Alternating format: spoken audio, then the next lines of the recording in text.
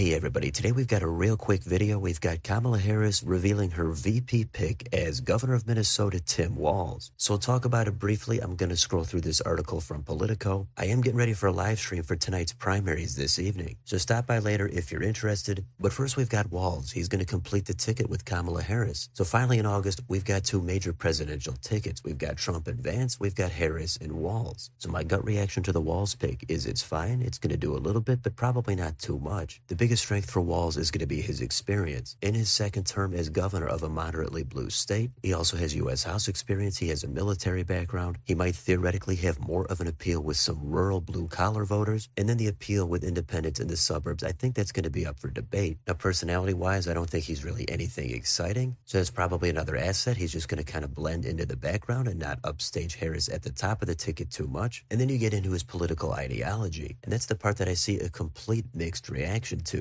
On the left side, I hear he's enacted popular progressive reforms. He's got economic as well as social appeal. I also hear he's part of the liberal establishment. And then on the right side, there's the characterization that he's just way too far left. He's in the socialist direction. He's got a ton of liabilities during the George Floyd riots, and he's going to alienate too many people close to the middle with some of his social or cultural values. So like with many things in politics these days, it's kind of an opposite reaction of the same situation. Seems like Democrats are excited about this pick. He's going to help them a ton. He's great for Harris. He's great on the issues, abortion, the suburbs. He's going to be great with unions. He's a strong leader who will expand the map. It's going to be a great ticket. And Republicans are also excited. They think Josh Shapiro should have been the pick to give Harris Pennsylvania. Also, Mark Kelly or Andy Beshear would have been better picks. Walz does have an experience and a track record, and there's enough there to pick through some of his past statements, and that's going to come back to hurt him. The unrest during 2020 is going to come back into the spotlight, and that's going to be a big liability for Walz. So it all depends on how you want to look at it. Do I think it's a great pick? Not really. Do I think it's a terrible pick? Not really. For me, I think it's kind of on the same level as J.D. Vance. Vance, I don't think really expands the map. He's going to get a little bit more of the base turnout, maybe slightly more with the youth vote, but that's pretty much it. It was really Trump bolstering his own brand. And then since then, of course, we've seen Vance under a microscope. He's had to answer for a lot of his past statements. Some people say he's a terrible pick and Trump has regrets. I think most of that is going to fizzle out, but we might see the same thing with Walz. He's going to have to answer for a lot of his past statements, but he's probably a reasonable pick for Harris. He's not really from a critical swing state, so if Walz were to win and he had to step down as governor, Democrats might not be in extreme danger of losing that governor's seat. If you're looking for a geographic angle, the question is Walz going to help in the Rust Belt? Of course, his state does border Wisconsin. That's a much more critical state. Maybe that helps him in the western part of the state and moves some of those counties 1 or 2 points toward the left. Is that going to carry over much to Michigan and Pennsylvania? And does it really do anything for him in Arizona or Nevada, or how about in the Sun Belt in Georgia? That I think remains to be seen. But the last part with Walz is going to be my least favorite, and that's going to be the identity part. Was Walz picked for his race and his sex? Yeah, probably, and that is how a lot of politics works these days, unfortunately. But is he going to relate to the blue-collar voters and white working class? I don't know. If you go back to his last win as governor, he got about 52.3% of the vote, and his margin was just over what Biden got in 2020. And Walz ran it up in Ramsey and Hennepin counties. He did fine in the suburbs, but of course he trails off big time. Once you get out into most of the rural counties, one of the exceptions is going to be in the Iron Range. Is he going to help with older voters, given he is 60? Potentially, but it could also be negligible. Is he going to help with black voters or Hispanic voters? I would not think so, but again, you never know. Ultimately, I don't think the VP has much of an impact on the top of the ticket. There was a lot of focus on Vance recently, and there's going to be a lot of focus on Walz for the next couple of weeks. The convention is also coming up, but in the end, it's going to be about Harris and Trump. The VPs, I think, are going to fade more so into the background. There's always exceptions. There's always things that could come up, but is Walz going to be a big boost and give Harris this race? No, I don't think that's going to happen. I still think it's going to be close. After Labor Day is when I think this thing is really going to start heating up. Then everybody will be a little bit more familiar with Harris, Vance, Trump, and Walz. So that's kind of where I'm at now with Tim Walz, and I'm going to leave it there for now as I continue to get ready for the stream. So let me know in the comments, what do you think about the Walz pick? Do you like it? Do you not like it? Does it help Harris? Does it hurt her? Is there something about Walz that I missed that's going to be a big asset or a big liability? Let me know down below on your way out. Don't forget to like, share, and subscribe. Join if you'd like to support the channel. Thanks for watching, and I'll see you next time.